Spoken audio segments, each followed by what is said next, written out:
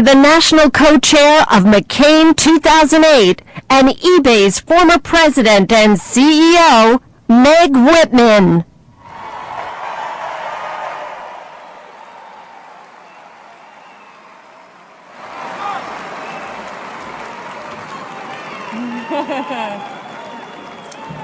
Well, good evening, and thank you for that very kind welcome. As a young girl growing up on Long Island, and as a wife and mother who raised two boys in my beautiful home state of California,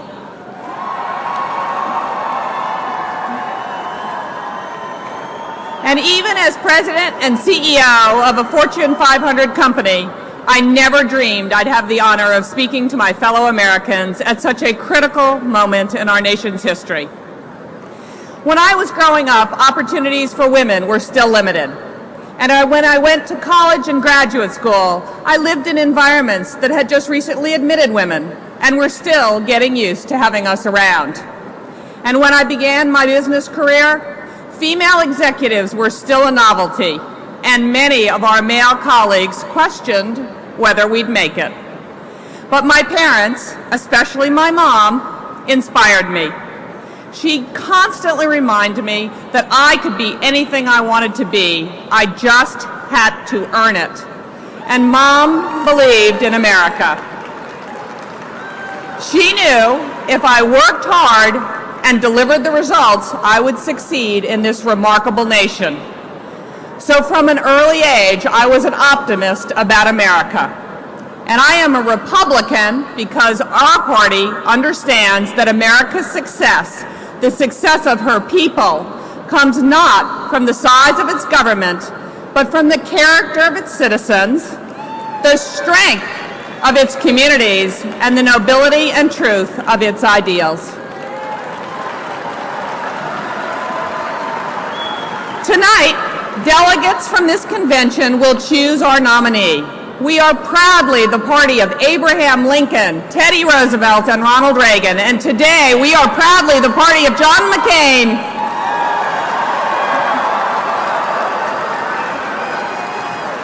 I've known Senator McCain for several years, and the more I've gotten to know John, the more my admiration for him has grown.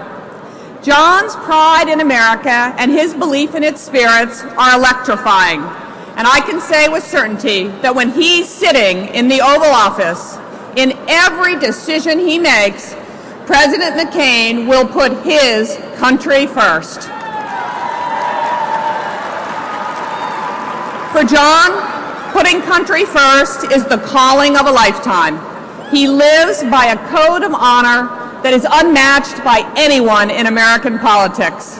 And on the most important duties we place on a president, John is more prepared to lead than any person in America. Now, America faces challenges abroad, but we also face great challenges here at home. And it would be foolish to deny what we all know to be true. Our economy is struggling, and Americans are hurting. We live in a time of economic anxiety and hardships. The cost of everything, from gasoline to groceries to health care, has gone up, while the value of our homes and our investments have gone down. Mortgages, once thought to be safe, are now threatened, and industries once strong are now dying. Since John began his campaign, he's heard the concern in your voices and your stories, the stories of hardworking Americans who believe that politicians are out of touch and out of ideas. Now, that may be true of some politicians, but it is not true of John McCain. John's a different breed. He understands hardship in a way that few of us have ever known. Most important of all, Senator McCain and Governor Sarah Palin, the real agents of change in this campaign, have solutions for the challenges we face. In its first 100 days, a McCain administration will put this nation on a path towards energy independence. John is a man with extraordinary determination, and he will push relentlessly for the right energy policies, from lifting the ban on offshore drilling, to building more nuclear reactors, to promoting conservation and alternative forms of energy. Energy independence will also stop massive amounts of money from going to our enemies abroad. It will lower gas prices at home, and it will reduce the harm to our planet's climate. Energy independence must be our generation's moonshot, and John McCain and Sarah Palin will lead us in that historic effort.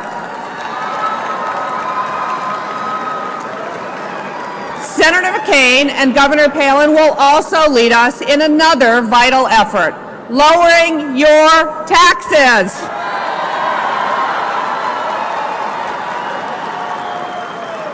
In his first 100 days in office, they will put forward proposals to double the size of the child tax exemption, putting more money in consumers' pockets. They will push Congress to reduce business taxes so that entrepreneurs, and especially small businesses, have the money they need to expand and create jobs. And they will offer tax incentives to every individual and family in America to buy health insurance. And John McCain and Sarah Palin will simplify our mind-numbing tax codes so that filling out your taxes is not a dreaded annual nightmare. Our Democratic opponents view raising taxes as a measure of their compassion and fairness. John understands the truth. Higher taxes encourage wasteful spending, demonstrate government's inability to choose among competing priorities, and destroys your prosperity. As president, John McCain will be guided by simple beliefs that having worked long hours to earn your money, you should keep more of it, and that government shouldn't spend more than it takes in.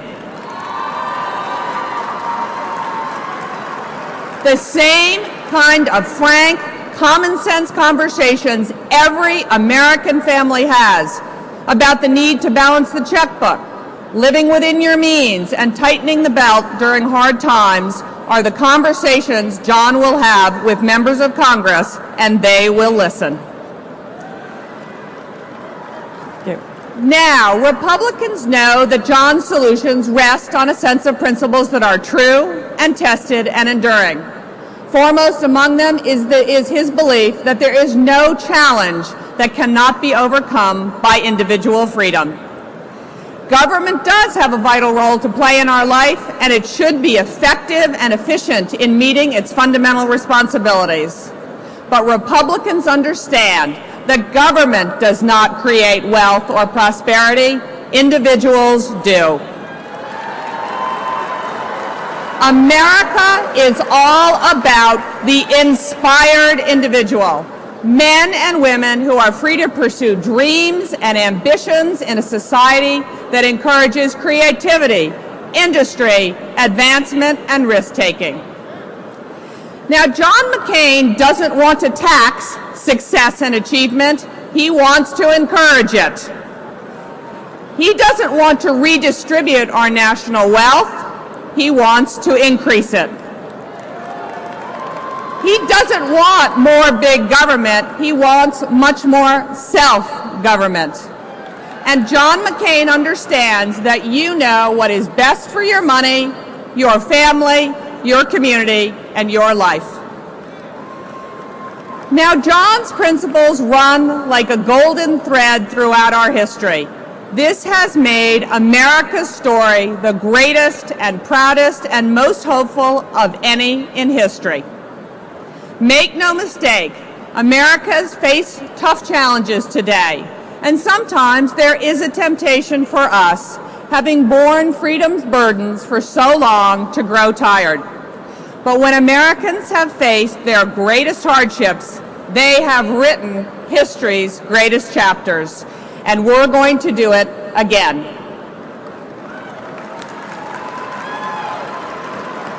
The solutions to the problems of our time are found in the ingenuity, spirit, determination, and decency of the American people. All we need is a leader who recognizes this and who can, by virtue of his character and his love of country, call us to do great things. When the American people cast their vote in November, they will do what they have always done. They will put country first. They will choose John McCain as our next President of the United States. Thank you very much.